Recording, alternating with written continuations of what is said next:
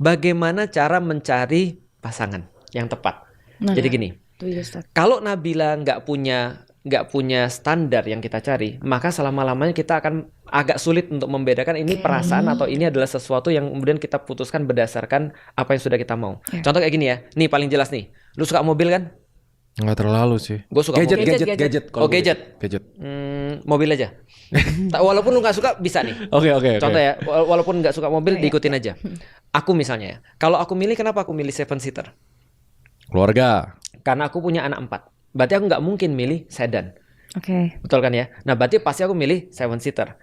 Dan yang aku pilih setelah 7-seater, kemauanku berikutnya adalah baru kemudian yang lain. Kenyamanan dan segala macam. Tapi 7-seater udah pasti. Berarti kalau ada yang kemudian aku lihat 7-seater, berarti pilihanku terbatas pada beberapa mobil aja kan? Nggak mungkin aku beli misalnya BYD Seal misalnya. Atau aku beli nggak mungkin Tesla. Aku nggak mungkin beli apa lagi? Lamborghini. McLaren. Nggak mungkin. Karena anakku nggak muat di situ.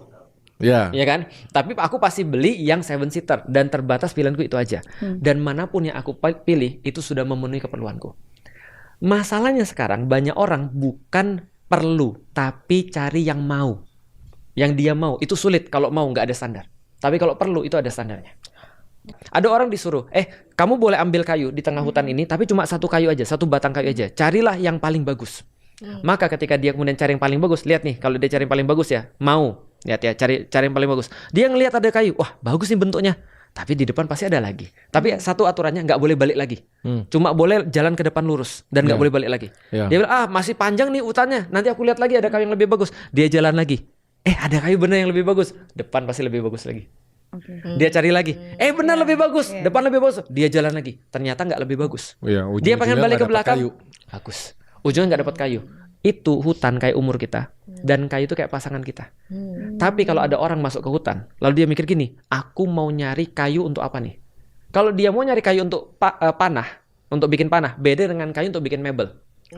Beda dengan kayu untuk bikin kayu bakar.